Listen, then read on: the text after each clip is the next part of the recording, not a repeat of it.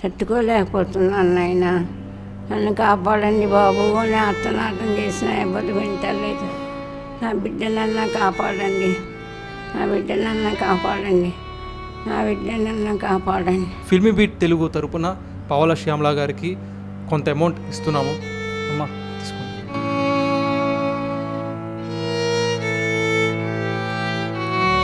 ఏమో బాబు, నా నొప్పులు ఒళ్ళొంచి కట్టబడి సంపాదించుకొని బతికినానే కానీ ఒళ్ళిచ్చి నా నొప్పులు సంపాదించుకోలేదు బాబు.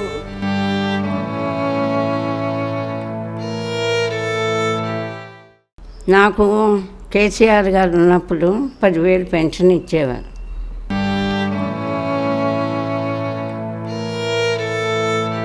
వాళ్ళ దృష్టికి వెళ్ళలేదు. మేము హెల్ప్ చేసామని చెప్పుకుంటున్నారు. ఎట్లా చెప్పుకుంటారు? ఏ రకమైన హెల్ప్ చేశారో చెప్పమని. జూనియర్ ఎన్టీఆర్ గారిని అడుగుదాం. మళ్ళీ ఒక్క రూపాయి కూడా మాకు ఇంతవరకు ఎరగమ్మా. నేను చాలా సాయం చేశాం అని చెప్పాడట ఆయన. సినిమా అనేదే ఒక రంగుల ప్రపంచం. ఇవాళ ఉన్న పరిస్థితి రేపు ఉంటుందో లేదో కూడా చెప్పడం చాలా కష్టం. ఉదాహరణకి గతంలో చూసుకుంటే లెజెండరీ పర్సనాలిటీస్ ఎంతోమంది ఉన్నారు. కాంతారావు గారు, పద్మనాభం గారు, సావిత్రి గారు, కాంచన గారు, ఇలా అనేక మంది నటీనటులు తమ యొక్క వృద్ధాప్యంలో ఆర్థిక సమస్యలతో ఇబ్బంది పడ్డారు, చితికిపోయారు. ఇక ప్రస్తుతం చూసుకుంటే గోలీమార్, నువ్వొస్తానంటే నేనొద్దంటానా, వర్షం, ఆంధ్రావాలా, ఇలా అనేక చిత్రాల్లో తన యొక్క కామెడీ టైమింగ్తో, స్పెసిఫిక్ కామెడీ టైమింగ్తో నేటి యువతని కూడా ఆకట్టుకున్న నటీమణి పావలా శ్యామల గారు. ఎవరికి బాయ్రా? మీ అన్నయ్యకి బాయా? మేము సార్కి బాయా?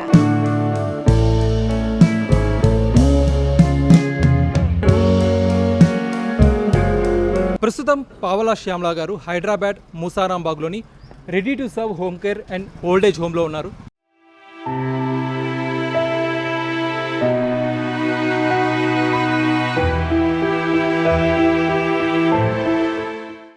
లోపలికి వెళ్ళి ఆవిడ అసలు ఎలా ఉన్నారు, ఆవిడ ఆరోగ్యం ఎలా ఉందో తెలుసుకుందాం, ఆవిడతో మాట్లాడదాం. చిరంజీవి గారు ఆ రోజు నుంచి ఈ రోజుకి హెల్త్ కార్డు కూడా ఇవ్వరు నాకు. చెయ్యకుండా చేశామని చెప్పటం. ఈ శంకర్ గారి చేత ఫోన్ చేయించాను, మీరేమన్నా సాయం చేయండి, ఇట్లా అడ్మిట్ అవ్వమంటే డబ్బులోకి అడ్మిట్ అవ్వట్లేదు. బాబయ్యా ఫోన్ చేయి. తన వర్సటైల్ యాక్టింగ్తో తెలుగు ప్రేక్షకుల్ని అంతగానో ఆకట్టుకున్న పావలా శ్యామల గారు ప్రస్తుతం ఉంటున్న రూమ్ ఇదే. లోపలికి వెళ్ళి ఆవిడతో మాట్లాడతాం రండి.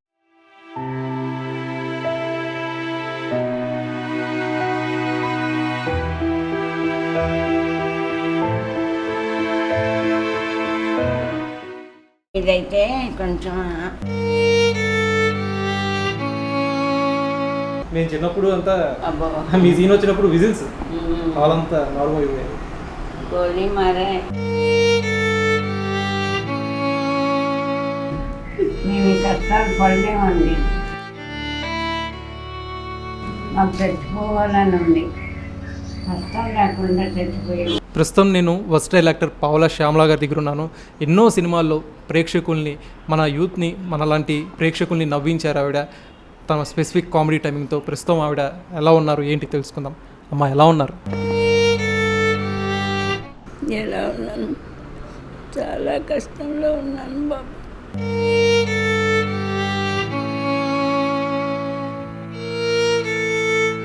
భయంకరం బాధ.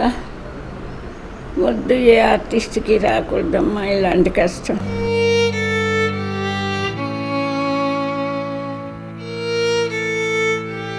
చాలా అనిపించింది కానీ ఇక్కడ బతకలేమని కూడా. కానీ ఏం చేయాలి, ఆర్టిస్ట్కి ఇంకో పని చేత కదండి. కొనమూపితో ఉన్నాను, దిక్కులేక నా బిడ్డ నేను మరణ వేదన పడుతున్నాం. భయంకరంగా ఉన్నాను బాబు. ఎవరు పలకరించని కూడా పలకరించట్లేదు. ఏడ్చే ఓపిక లేదు బాబు నాకు. ఏడటానికి కూడా శక్తి లేదు నాకు. ఇంత ఇలాంటి దుస్థితి నాకు వస్తుందని నేను ఎక్స్పెక్ట్ చేయలేదు. కాదమ్మా, చిన్నప్పటి నుంచి మీరు ఎన్నో సినిమాల్లో నటించారు, ప్రతి సినిమాలో ఎస్పెషల్లీ పూరి జగన్ గారి సినిమాలో ప్రతి సినిమాలో మీరు ఉండేవారు. కానీ మీరు ఎక్కడ ఎగ్జాక్ట్లీ దెబ్బ కొట్టిందంటారు? ఎవరినని ఏం ప్రయోజనం లేదండి. నా అమాయకత్వమే. నేను నాటక రంగం నుంచి వచ్చానండి. నాటకాలలో నాకు చాలా మనం చెప్పుకోకూడదు, కానీ మహానటి సావిత్రి గారు ఎంత గొప్పవారు, అంత పేరు ఉంది నాకు. నాటక రంగం నుంచే వచ్చాను. 30 సంవత్సరాల నాటి పెద్ద పెద్ద ఆఫీసర్ 50 సార్లు సన్మానం చేశారు నాకు. 2500 సార్లు ఉత్తమ నటిగా వచ్చాను. అలాంటి అవార్డులన్నీ అమ్ముకొని 70,000 చేతిలో పట్టుకొని ఇక్కడికి వచ్చాను. నాటక రంగంలో రకరకాల వేషాలు ఉండవు కదా. ఏజ్ అయిపోయాక తల్లి కూతురు వేషాలు అలా ఉండవు కదా, ఒకే క్యారెక్టర్ ఉంటుంది. అక్కడ నాటక రంగం తగ్గిపోయింది. కష్టంగా ఉందని ఇక్కడికి వచ్చాను హైదరాబాద్. నాటక రంగం నుంచి వచ్చాను కాబట్టి నాటక రంగంలో చాలా అలా అని గొప్ప కాదు, కొంచెం బాగానే పేరు ఉంది. నాటక రంగం నుంచి ఇక్కడ సినిమా ఫీల్డ్కి వచ్చాను. అందరూ బాగానే ఆదరించారు. డబ్బు సంపాదించడం చేత కాలేదు నాకు. పేరు సంపాదించుకున్నా కానీ చిన్న చిన్న క్యారెక్టర్ వేసిన ఫస్ట్ మనసంతా నువ్వే, సుమంత్ ఆర్ట్స్లో వాళ్ళవి 4 సినిమాలు చేశాను. వస్తానంటే వద్దంటావా, మనసంతా నువ్వే, ఇంకేదో మన హీరో కాదు ఇప్పుడు ప్రభాస్తో హీరో చేశారు. చాలా క్లోజ్గా అందరు హీరోలు బాగా ఫ్రెండ్లీగా ఉండేవారు. ఎవరిని నేను ఏ హెల్ప్ ఏమీ అడగలే.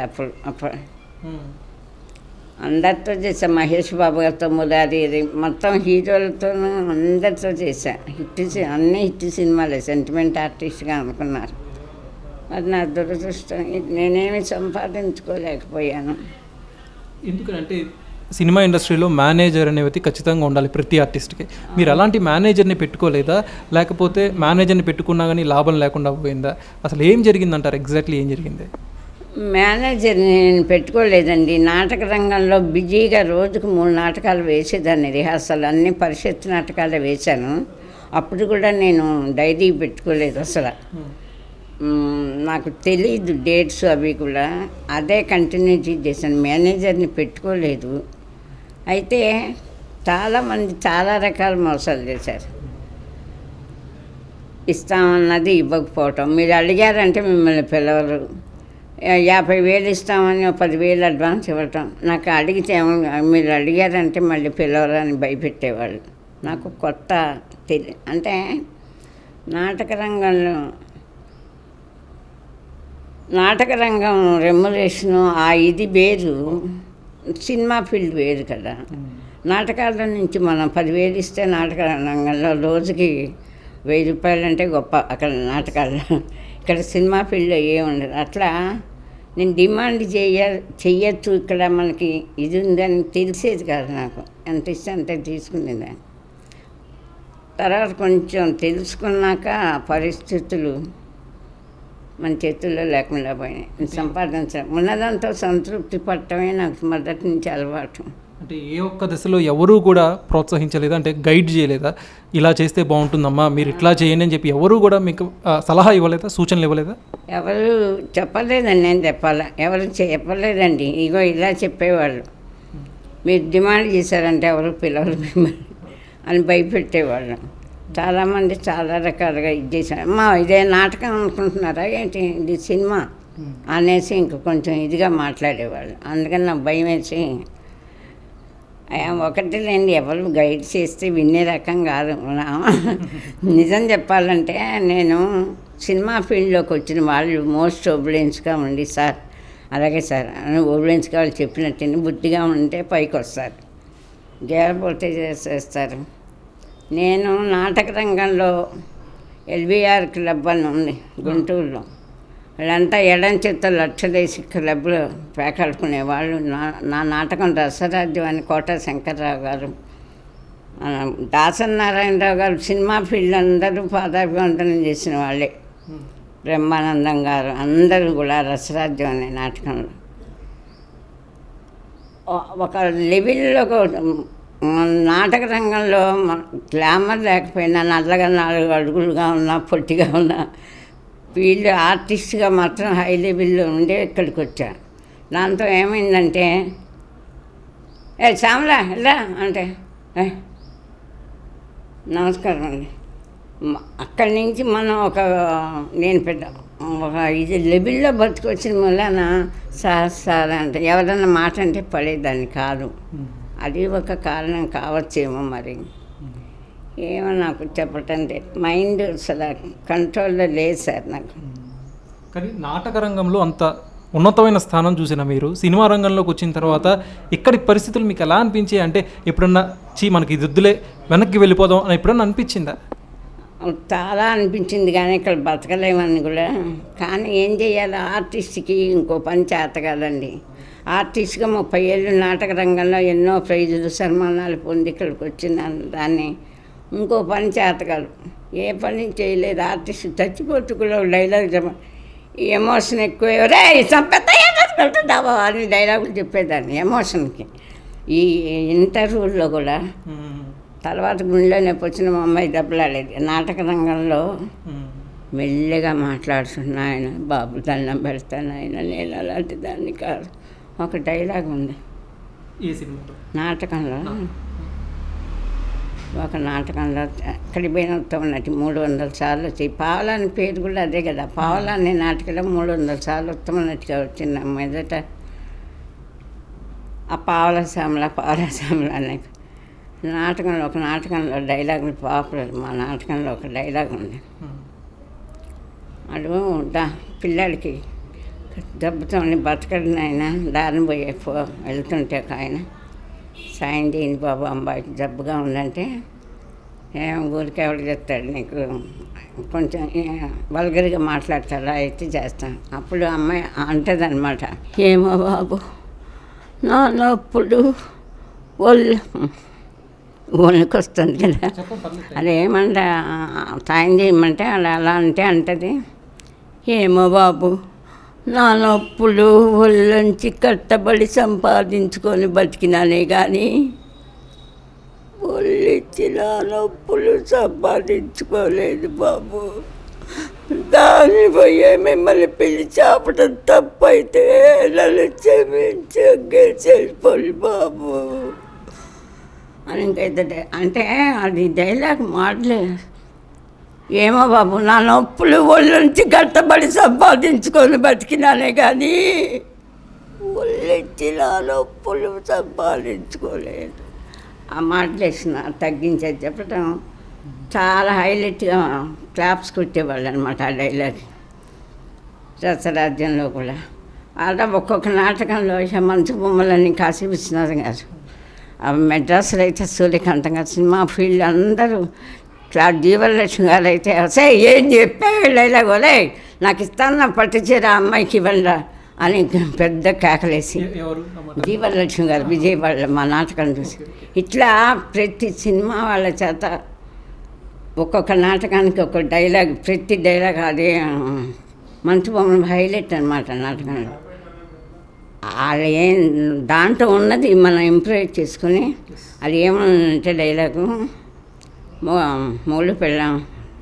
మొగుడు ఆస్తి కాజేద్దామని చూస్తుంది, ఇది వద్దంటే వద్దే పాపం అని వాళ్ళు అంటారు. ఏదో డైలాగ్ సంథింగ్ తప్ప వద్దే, అయ్యగారిని చంపడం ఎందుకు, వాళ్ళ ఇంట్లో ఉంటే ఆయన చంపేసి ఆస్తి కాజేద్దాం అనుకుంటారు, వద్దే అంటారు.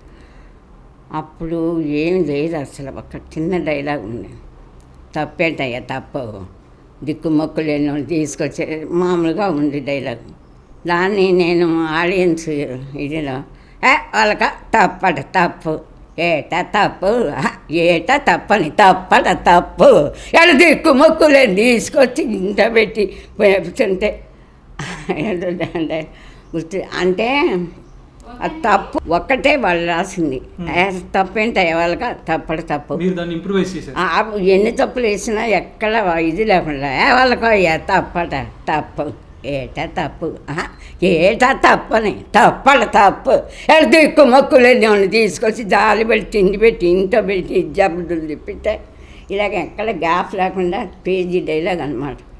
ఓ అంటే క్రాప్స్ ఇట్లా ఒక నాటకం, ఇట్లా ప్రతి నాటకంలో ఒక్కొక్క నాటకంలో ఈ రసరాజ్యం లాస్ట్ నైట్ సినిమా వాళ్ళందరూ పాదాభివందనం చేసిన రసరాజ కోట శంకర్రావు గారు.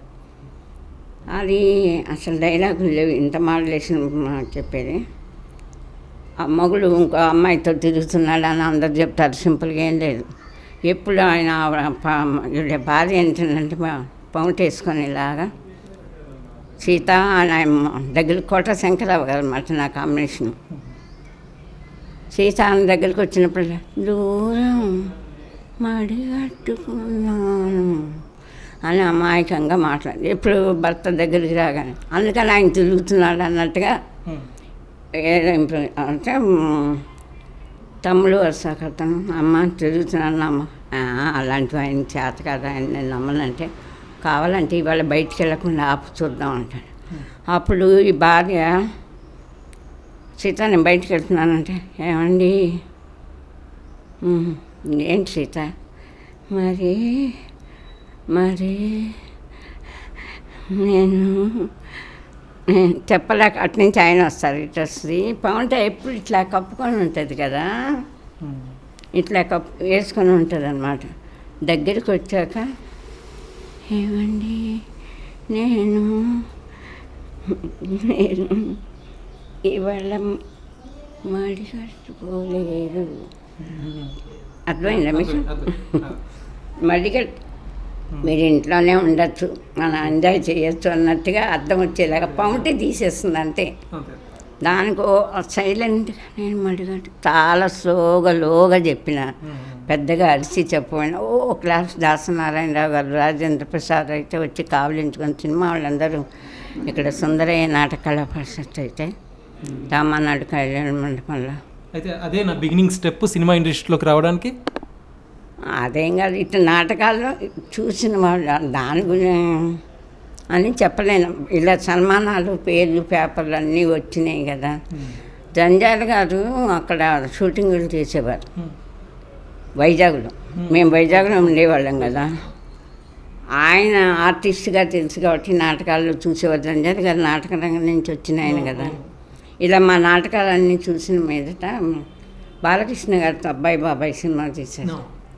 దాంట్లో నాకు ఒక క్యారెక్టర్ ఇచ్చారన్నమాట. అప్పుడు అట్లా అక్కడ స్టార్ట్ అయింది. అలా ఎవరైనా పిలిస్తే చేసేదాన్ని, కానీ నేను రాలేదు. ఆ సినిమా కొంచెం ఏజ్ అయిపోయి ఫీల్డ్లో అంటే నాటకాలు తగ్గిపోయాక ఇక్కడికి వచ్చాం. అంటే నేను నాటక రంగంలో నాకు పేరు ఎట్లా వచ్చిందనే దానికి ఆ డైలాగులు, నేను డైలాగులు చెప్పే పద్ధతి సినిమా వాళ్ళు కానీ మామూలు ప్రైజ్ ఎక్కడికి పోయినా ఫస్ట్ ప్రైజ్ అన్నమాట. 2000 సార్లు ఉత్తమ నటిగా వచ్చి అవన్నీ అమ్ముకొని ఇక్కడికి వచ్చిన మీదట వీళ్ళు చాలా ఇదిగా డైరెక్టర్లు కొంతమంది హీరోలు అందరు గౌరవించారు. నాటక రంగం గురించి తెలిసిన వాళ్ళు, తెలియని వాళ్ళు ఏదో కొంచెం ఇన్సల్ట్ చేసినా తర్వాత అందరు గౌరవించారు. క్యారెక్టర్ ఎలా చేసినా ఏ చిన్న క్యారెక్టర్ అయినా అందరు గౌరవంగానే చూసేవారు. అయితే మీరు నటించిన ఒక సీన్ థియేటర్లో విస్ఫోటనంలో వెళ్ళింది. ఆ సీన్ గోలీమార్లో ఇంత మనం చర్చించుకున్నట్టుగానే ఎవరికి బాయ్ దేనికి బాయ్ అని చెప్పి ఒకటి.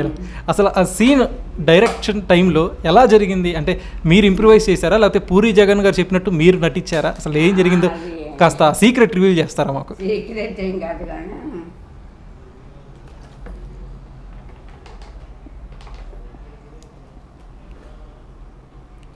పూరి గారిది ఆంధ్ర వాళ్ళలో కూడా నా గుడిబొడి చేశారు బాబా, అది కూడా అలాగే వచ్చిందని చెప్పి ఇంకా ఎక్స్ట్రాడినరీగా ఉంటుంది ఆ సినిమా. ఆ టైంలో అది గోలిమార్ కూడా భారతే కానీ ఆంధ్ర వాళ్ళ కూడా నెల్లూరు నుంచి ఫోన్ చేశారు నాకు. అంటే సినిమా అయిపోయి వెళ్ళిపోతున్నప్పుడు మళ్ళీ ఈ బిట్టేసేవాళ్ళట. జనగణమన ఎలా వేస్తారో అలా ఈ బిట్టేసి అందరూ ఆగిపోయి ఈ బిట్టి చూసి వెళ్ళేవాళ్ళట. అది నాకు ఫోన్ చేశారు, అక్కడ చేశాను, అది గ్రేట్. తర్వాత రామానాయుడు గారు నేను ఒకసారి ఆటో కోసం బస్ స్టాండ్లో నిలబడితే ఆయన కారులో వెళ్తూ నన్ను చూసి వెనక్కి వచ్చి కారు ఆఫ్ చేసి బాగా చేసామ్మా నవలాగా చచ్చాను నేను అని చెప్పారు. అది చాలా గ్రేట్ కదా. అప్పుడు ఆ డైలాగు. తర్వాత గోలీమార్లో ఇప్పుడు అందరూ సెల్లులో గోళీమార్లో ఆ డైలాగ్ లేని సెల్లులో లేదట. అందరూ చెప్తారు, అమ్మ మా దాంట్లో ఉంది, మా దాంట్లో. డాక్టర్లు మన హాస్పిటల్కి వెళ్తే డాక్టర్లు కూడా అందరూ ఆ డైలాగ్ విని మీరేగా మేడం, మీరే కానీ అంత ఇదిగా అభిమానంగా పలకరించేవారు. అది కాదు.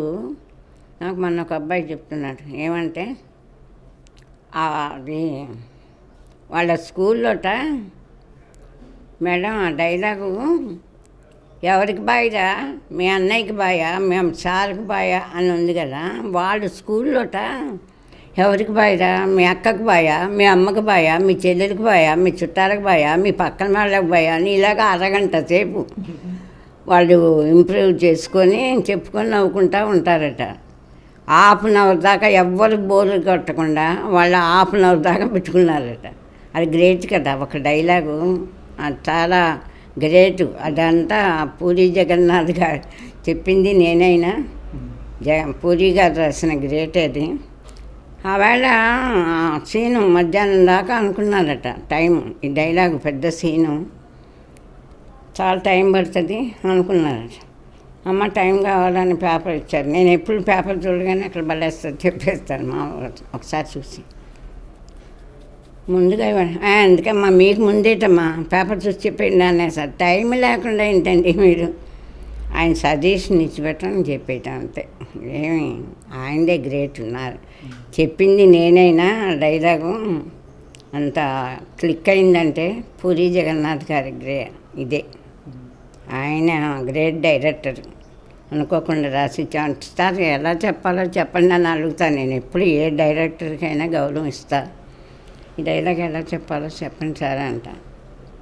ఊరికమ్మా నీకు చెప్పేది నీ ఎలా చెప్తే అలా చెప్పి నీ ఇష్టం అనేసారు. కానీ చెప్పాల నాకు తోచినట్టు చెప్పేసి అది క్లిక్ అయింది. అది నా అదృష్టం. ఇవాళ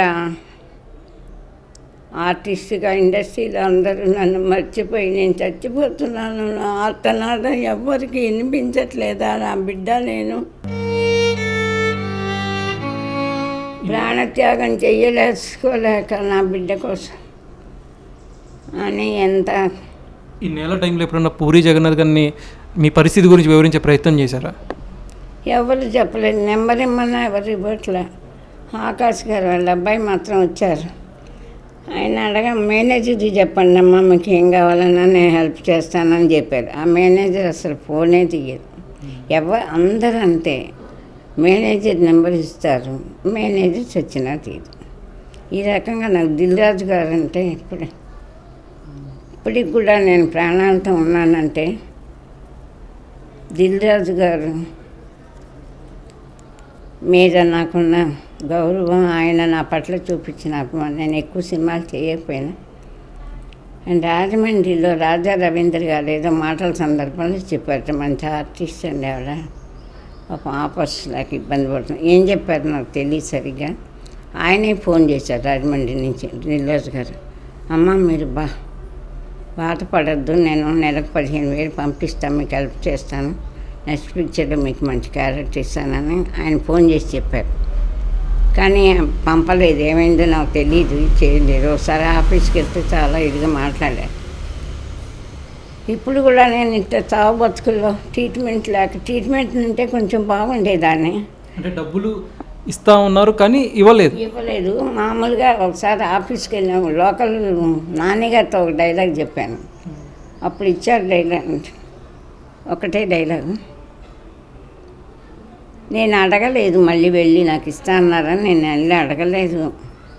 వారు బిజీ, రాజా రవీంద్ర చూస్తారమ్మా అవన్నీ అన్నారు. మరి ఏమైందో నాకు నిజం మాత్రం తెలియదు, ఏమీ హెల్ప్ చేయ, అట్లా నెల పంపలేదు అంతే. ఇప్పటి నుంచి ఇప్పటిదాకా మూవీ ఆర్టిస్ట్ అసోసియేషన్ నుంచి కానీ, తెలుగు చిత్ర పరిశ్రమ నుంచి, ప్రొడ్యూసర్స్ కౌన్సిల్ నుంచి కానీ మీకు ఎలాంటి సాయం కూడా అందలేదు అంటే లైక్ ప్రస్తుతం? ఇది అన్నిటికంటే భయంకరం. నేను అసలు నాకు ఇవాళ ఎవరో వస్తారన్నారు, మాట్లాడతారు అని శంకర్ గారు అని చెప్పారు. చెబితే నేను ఇవాళ మాట్లాడలేనండి, నాకు బాగలేదు, అసలు బయటికి వెళ్ళాలని బయలుదేరి మానేసా. వద్దండి ఇవాళ వద్దు, రేపు రమ్మనండి అని. వాళ్ళు రేపు వస్తారో రారోనమ్మా, మా మూవీ ఆర్టిస్ట్ అట విజయభాస్కర్ గారు పంపిస్తాను అనగానే మా మెంబర్ ఏమో అనుకొని రండి మాట్లాడతాననేసి గబక్కలు లేచి కూర్చున్నాను అనమాట. మాట్లాడే అవకాశం లాస్ట్ ఇంకా ముందు నాకు ఉంటుందో లేదు. ఇది భయంకర. శంకర్ గారిని అడగండి, మురళీమోహన్ గారు ఆయనే మాట్లాడారు. అమ్మ మాటది అమ్మ మా మూవీస్ వాళ్ళు ఇంత భయంకరంగా మొన్న ఆయనే మళ్ళీ మర్చిపోతాను నేను. ఈ శంకర్ గారు ఈ ఓల్డేజ్ హోమ్ వాళ్ళది ఆయన చెప్పే ఉంటారు మీకు. ఇది నేను లాస్ట్ మధ్యలోగా ఇక్కడికి వచ్చాను, చెప్పాను కూడా ఆయనకి, బాబు నాకు తిరిగే ఓపిక లేదు. చాలా హోములు మారాను రకరకాల కారణాల వల్ల, కొన్ని డిమాండ్ సర్వీస్ లేక. మనం బాగా బతికొచ్చిన వాళ్ళం. ఇక్కడ అడ్జస్ట్ అవ్వడం కష్టం, సర్వీస్ తక్కువ, పొగరు తగ్గలేదు. ఇంకా ఎలాంటి సాయం కోరుకుంటున్నారు ప్రస్తుతం మీరు? మూవీ ఆర్టిస్ట్ అసోసియేషన్ నుంచి కానీ ప్రొడ్యూసర్స్ కౌన్సిల్ నుంచి కానీ ఎలాంటి సాయం ఆశిస్తున్నారు? మూవీ ఆర్టిస్టుల అసోసియేషన్ ఇంకా చెయ్యదండి, అన్యాయంగా. ఈయన వీరు శంకర్ గారు ఇప్పుడు ఈ ఓల్డేజ్ హోమ్కి ఇది లాస్ట్ చెప్పా కూడా, బాబు నేను తిరగలేను, కొన్నాళ్ళు మీ దగ్గర ఉంటాను, మీరు కస్టమర్స్గా చూడొద్దు, ఒక ఆర్టిస్ట్కి హెల్ప్ చేశాను అనుకొని చూస్తే ఉండగలుగుతాం మీ దగ్గర. రూల్స్ రెగ్యులేషన్స్గా చూస్తే నేను ఉండలేను. ఆయన చాలా హోములు మారాను. ఆత్మాభిమానం ఇంకా ప్రాణం పోయేదాకా పోదు నాకు. బతకాలట తెలుసు, అడ్జస్ట్ అవ్వాలి మన పరిస్థితి బాగాలేనప్పుడు, కానీ అవ్వలేకపోతున్నాను. ఆయన ఇక్కడికి రాకుండా అంటే ఈ పాటికి నా జీవితం ముగిసేది కూడా.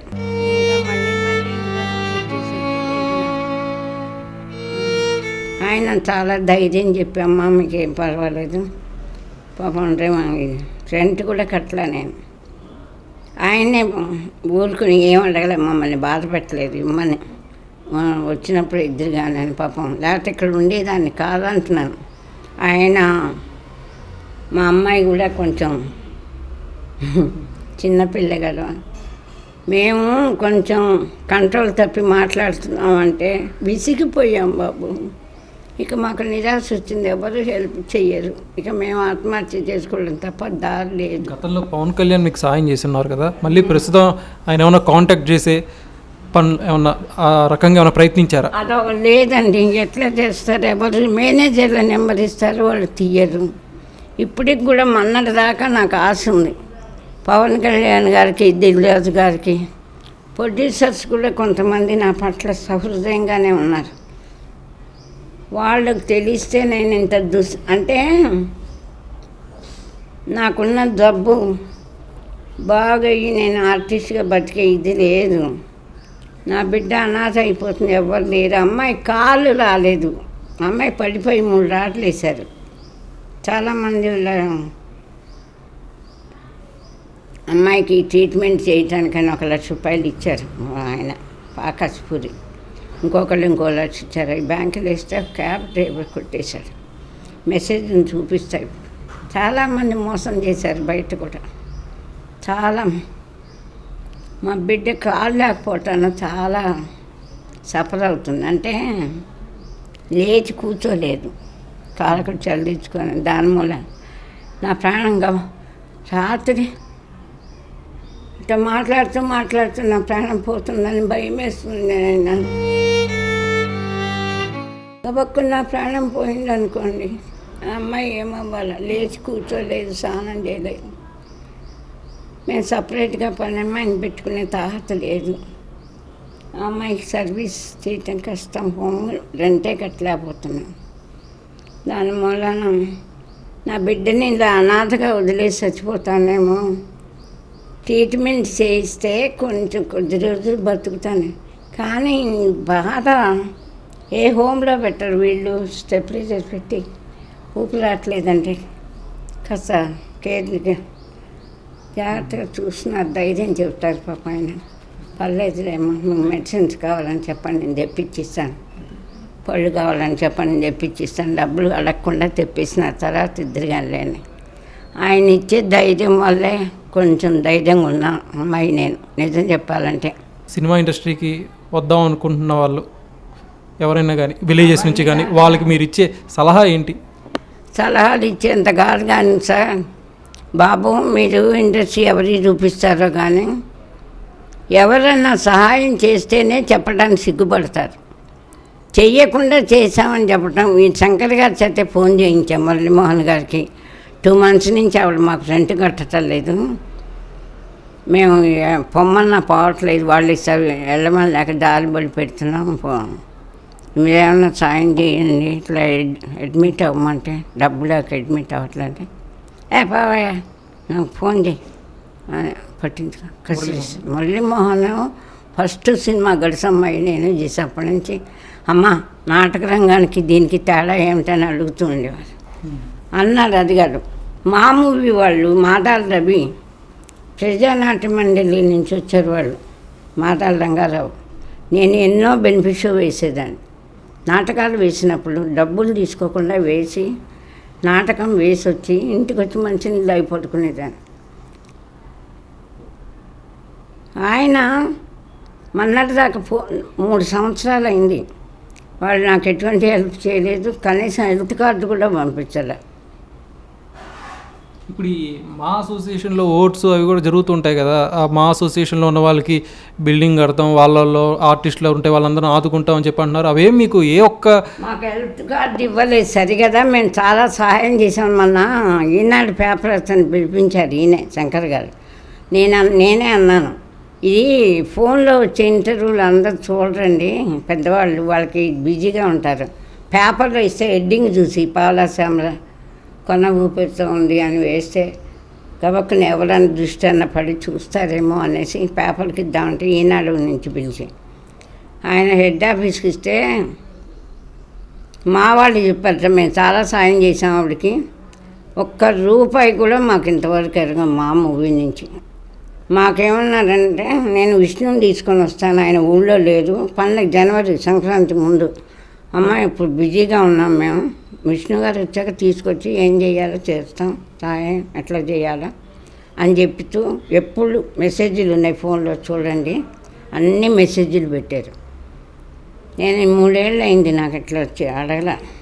ఇంటర్వ్యూ ఇచ్చినప్పుడల్లా అభిమానులు చాలామంది నాకు హెల్ప్ చేశారు, ఆ డబ్బులతో బతుకుతున్నాం. నేను చాలా సాయం చేశాం అని చెప్పారట ఆయన. నాకు కేసీఆర్ గారు ఉన్నప్పుడు 10,000 పెన్షన్ ఇచ్చేవారు, అది ఇప్పటికి ఇస్తూనే ఉన్నారు. అది ఒక్కోసారి 3 నెలలు. మా వాళ్ళు 6,000 వేస్తారండి. ₹1,00,000 చిరంజీవి గారు కట్టారు. అంతకుముందు నేను మెంబర్ని కాదు, ఆయనకు తెలిసి మెంబర్ కాదని ₹1,00,000 ఆయన పంపించి మూవీ ఆర్టిస్టులకి ఏమేమి హెల్ప్ చేస్తారో చెయ్యండి ఆవిడకి అన్నీ అనేసి పంపించారు చిరంజీవి గారు. ఆ రోజు నుంచి ఈ రోజుకి హెల్త్ కార్డు కూడా ఇవ్వరు నాకు. మా ఇద్దరికి కాళ్ళు ఎవరు వెళ్తారు. ఈ విషయం మరి చిరంజీవి గారు దృష్టికి తీసుకెళ్ళే ప్రయత్నం చేశారు. ఎవరు చెప్తారు నాకు ఆయన నెంబర్? మనం చెప్తారా? క్యాబ్ పెట్టుకుని ఒక 2 సార్లు తిరిగాను అందరి. జూనియర్ ఎన్టీఆర్ గారిని అడుగుదాం, డైలాగ్ చాలా ఫేమస్ కదా ఆయన సినిమాలో. ప్రభాస్ గారు హై లెవెల్, ఆయన ఇప్పుడు పలకరించే శక్తి లేదు కదా మనకి అని వెళ్ళాము. ఎవరిని అందరు హిందీ వాళ్ళు ఉంటారు వాచ్మెన్లు, జాబ్ జాబ్ అంటారు కానీ అసలు ఆర్టిస్ట్గానే గుర్తించలేదు. మహేష్ బాబు గారితో నటించారు కదా, ఆయన ఇంటికి కూడా వెళ్ళారు. ఎవరు అస్సలు దరిదాపుల్లో కూడా మరి. అంటే హిందీ వాళ్ళు వాచ్మెన్లు మనకు గుర్తించరు మన ఆర్టిస్ట్గా. ఆ కారణంగా పెద్దవాళ్ళు ఎవరు చెప్పకపోతానా వాళ్ళ దృష్టికి వెళ్ళలేదు. మేము హెల్ప్ చేసామని చెప్పుకుంటున్నారు, ఎట్లా చెప్పుకుంటారు? ఏ రకమైన హెల్ప్ చేశారో చెప్పమండి. మా మూవీస్ వాళ్ళు ఈయనే చేశారు. ఈ శంకర్ గారు ఫోన్ చేసి అడిగితే మాకు సంబంధం లేదు, కరాటే కళ్యాణ్ అడగమనండి ఏమన్నా అడిగితే ఆవిడ జనరల్ సెక్రటరీ అట. ఆవిడకి నాకు నా మీద ఎందుకు ఆవిడకి పగ, నేనంటే ఆవిడకి పడదు, ఏమో మరి ఆవిడకి ఎందుకు. అది పెద్ద సీక్రెట్ ఏం కాదు కానీ ఆవిడ ఏవో కొన్ని వస్తువులు పట్టుకొచ్చి ఇచ్చింది, అవి నేను యూజ్ చేయను. అంటే పెద్ద కుక్కరు 3-4 కిలోలది ఒక చిన్న కూలరు. అమ్మ గుప్పిడి బియ్యం వాడేవాళ్ళ, ఎందుకంత కుక్కర్ మాకు, నేను యూజ్ చేయనమ్మా నాకు అవసరం లేదన్నా. నేను కష్టపడి తీసుకెళ్తే వద్దంటుంది, దాని బిహేవియర్ మంచిది కదా. అన్ని ఛానల్ నాకు తెలియదు ఆవిడ జనరల్ సెక్రటరీ అని మా మూవీస్లో. అన్ని ఛానల్కి వెళ్ళి ఆవిడ మంచిది కదా, ఆవిడకి హెల్ప్ చేయకండి, నేను సామాన్లు పట్టుకెళ్ళి ఇచ్చి వద్దని. ఏం మరి ఈ ఈ వయసు ఇంత ఆర్టిస్ట్గా బతికి ఇంకొక ఆర్టిస్ట్ మీద నేరాలు చెప్పడం కంటే అసహ్యకరమైన విషయం లేదు. నన్ను దయచేసి అడగద్దు, భగవంతుడే. ఇది మరి ఆవిడ, నేను ఏ రకంగానూ ఎవరికి పోటీ కాదు. కొన్న ఊపిరితో ఇవాళ రేపు పోయేలా ఉన్నాను. నా మీద ఎందుకు పోకో తెలియదు. ఆవిడని అడగమన్నారట ఆయన. నేను అడగనండి, అడగలేదు, నాకు ఏ హెల్ప్ చేయలేదు. అది ఆపరేషన్ చేయించుకోమని ఆవిడే ఓల్డేజ్ హోమ్లో చేర్చింది. మొదట్లో హెల్ప్ చేసింది పాపం. ఆపరేషన్ చేయించుకుంటే 2 లక్షలు ఇస్తారు మూవీ ఆర్టిస్ట్ తరఫున. మీరు చచ్చిపోతే మీ అమ్మాయికి ఇస్తాము. డాక్టర్ ఈ పార్కిన్సన్స్ ఉంది కదా, మీరు ఆపరేషన్ చేయించుకుంటే ప్రమాదం అమ్మ, వద్దు అన్నారు. అదే చెప్పాం. అయితే నేను చేయించుకోమంటే మీరు వద్దంటున్నారు కాబట్టి మీకు నాకు సంబంధం లేదు, నాకు ఫోన్ చేయొద్దని. అంతకంటే పెద్ద జరిగిన ఇష్యూ ఏం లేదు. దానికి రకరకాల ఇది వెళ్ళిపోయినాయి బయటికి. భగవంతుడే సాక్ష్యం. నేను ఎవరి మీద ఈ చివరి క్షణాల్లో నాకు ఎందుకు అబద్ధాలు ఇంకొకరు ఎన్ని మోపాలు చెప్పండి. వాళ్ళకే వదిలేసిన. ఆయన అన్నాడట, మాకేం సంబంధం లేదు, ఆవిడ అడగమని. నాకు ఎటువంటి హెల్ప్ మా మూవీస్ నుంచి లేదు. అయితే ₹1,00,000 నేను మెంబర్షిప్ వదిలేసుకుంటానంటే 1 లక్ష ఇచ్చేస్తారని విన్నాను. డిపాజిట్ కట్టిన 1 లక్ష. ఆ 1 లక్ష పెట్టి ట్రీట్మెంట్ చేయించుకుని నా ప్రాణం కాపాడుకుందామని అనుకున్నాను. కానీ మళ్ళీ అది కూడా చిరంజీవి గారు కట్టారు కాబట్టి ఇవ్వమంటారేమో అనేసి మానేసి చిరంజీవి గారు కట్టారు. ఆయన నోటీస్కి దిల్ రాజు గారు మూవీ అసోసియేషన్ వైపు కూడా దృష్టి సారించారు అని ఎక్కడ చదివాను. అందుకనే ఆయనకి ఈ విషయం తెలియజేయాలని నాకు కోరిక.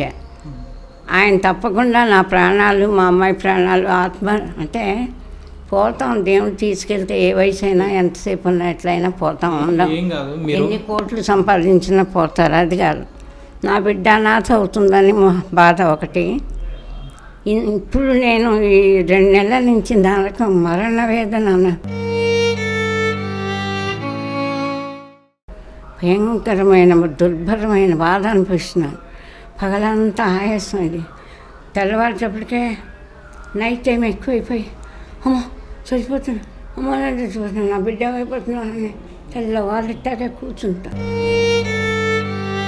ఈ బాధ లేకుండా ట్రీట్మెంట్ చేయించుకుంటే కొంచెం ఆరోగ్యం బాగుండి ఒక 1 నెల రోజులు నా పిల్లకి కాలు వస్తే సంతోషంగా చచ్చిపోదామని ఉంది కోరిక.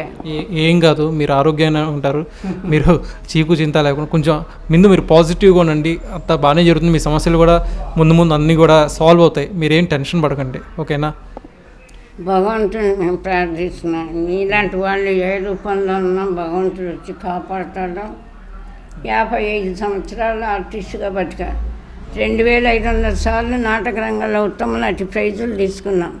సినిమాల్లో అన్నీ ఇట్టి సినిమాలే చేశాను. సెంటిమెంట్ ఆర్టిస్ట్గా నేను చేసిన సినిమాలు ఒకసారి గుర్తు తెచ్చుకోండి, అన్నీ 100 రోజులు ఆడిన సినిమాలే. అలాంటి ఆర్టిస్ట్ ఇవాళ బతకలేక ఆత్మహత్య చేసుకుందంటే ఇండస్ట్రీయే సిగ్గుపడాలి, ఇండస్ట్రీయే బాధపడాలి. కళాకారుల కన్నీరుతో ప్రాణత్యాగం చేసుకుంటే మీరే ఆలోచించుకోండి. నా బిడ్డను అనాథం చేయలేక బతకాలని కోరిక తప్ప నాకేమి ఇంకా ఇది లేదు. మీ కూతురుకి కూడా సమస్య ఉంది, ఏంటి ఆ సమస్య? అమ్మాయికి సడన్గా పడిపోయి 3 రాడ్లు వేశారు కాలు. ఒక 4 నెలలు పీజీ తెరిపి చేశాను. వాకలు పట్టుకొని నడుస్తుండగా నేను భయపడిపోయి అమ్మ ఏమైపోతుందో అని ఇంకా దాని కాలు చచ్చిపడిపోయింది. ట్రీట్మెంట్ చేయిద్దామంటే నాకే ట్రీట్మెంట్కి గతి లేదు. నన్నే ఎవరు పట్టించుకోలే. నా ఆర్తనాదం ఎవరు వింటలేదు. ఇంకా అమ్మాయికి ట్రీట్మెంట్ చేయించలేదు. ఆడపిల్ల కాలు లేకపోతే ఎక్కడ ఉన్నా, ఏ హోంలో ఉన్నా పని వాళ్ళు సరిగ్గా చేయరు. కష్టంగా ఉంది. అమ్మాయి కాలన్నా వస్తుందేమో అని ఎంతోమందిని ప్రాధాయపడి ఎంతోమందిని ప్రార్థించి ఏడ్చాను, బాగా ఏడ్చాను. ప్రతి ఇంటర్వ్యూలో ఏడ్చాను. మీ ఇంటర్వ్యూలో ఏడవట్లేదు కానీ నా బిడ్డను కాపాడండి, నా బిడ్డను కాపాడండి అని. ఎవరికి మా అత్తనాదం వినపడలేదు. ఆడపిల్ల ఎవరు కాపాడుతారు? అదొక్కటే నా కోరిక. ఎవరైనా పెద్దవాళ్ళు తలుచుకొని, ప్రొడ్యూసర్లు దిల్రాజు గారు, పవన్ కళ్యాణ్, ఎవరైనా గొప్పవాళ్ళు తలుచుకుంటే అమ్మాయి కాలు వస్తే ఒక నెలన్నా కాస్త ఈ మరణ వేదన నుంచి తప్పించుకొని, బాధ భయంకరంగా ఉందమ్మా, తట్టుకోలేకపోతున్నాను నాయన, నన్ను కాపాడండి బాబు అని అర్థనాటం చేసిన ఎవరు వింటలేదు. నా బిడ్డనన్నా కాపాడండి, నా బిడ్డనన్నా కాపాడండి, నా బిడ్డనన్నా కాపాడండి.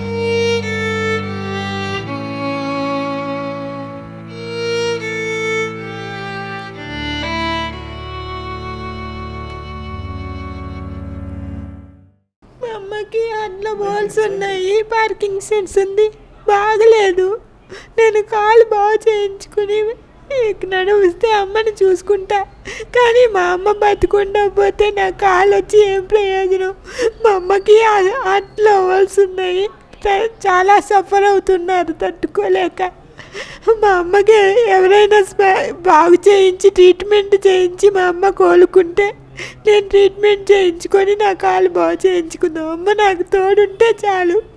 నా కాలు లేకపోయినా పర్వాలే, మా అమ్మని బతికించండి. మా అమ్మకి ట్రీట్మెంట్ చేయించాలి. ఎవరు పట్టించుకోవట్లేదు మమ్మల్ని. మా అమ్మ చాలా బాధపడుతుంది. మేము ట్రీట్మెంట్ చేయించుకోలేక, అడ్మిట్ అవ్వలేక బాధపడుతున్నాం. ఎవరైనా సరే మా అమ్మకి ట్రీట్మెంట్ చేయించి మా అమ్మని బతికించి నాకు అండగా ఉండేలాగా చెయ్యమని ప్రార్థిస్తున్నా.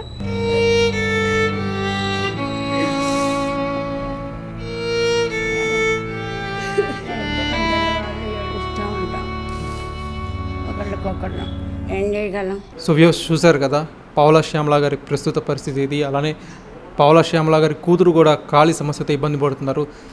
రోజు ఎలా గడుస్తుందని చెప్పి ఆవిడ భయపడుతున్న పరిస్థితి ఉంది. ఆరోగ్య సమస్యలతో చాలా ఇబ్బంది పడుతున్నారు.